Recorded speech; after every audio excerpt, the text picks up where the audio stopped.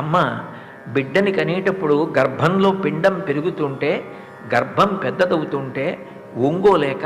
నిలబడలేక ఆహారం సహించక వాంతులై చిట్ట చివర 9 నెలలు నిండిన తరువాత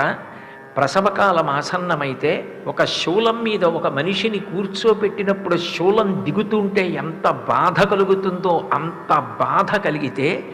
అంత రక్తం పోతే మళ్ళీ తను బ్రతుకుతానో బ్రతకనో తెలియకపోయినా బిడ్డకి జన్మనివ్వాలని అంత త్యాగబుద్ధితో, అంత ప్రేమతో, అంత ఆర్తితో బిడ్డని కని అంత నిప్పితో ఉండి కృతజ్ఞత చెప్పడం రాని పసిపిల్లవాడు అమ్మ గుండెలలోకి చేరినంత మాత్రం చేత వీడు నా బిడ్డ అన్న భావన కలగగాని నిత్తురు పాలగా మార్చి పడుతున్న తల్లికి నేనేమివ్వగలను అడిగారు శంకరాచార్య. దాతుం నిష్కృతి ఉన్నతోపి తనహత్తస్యై జనంజై నమః.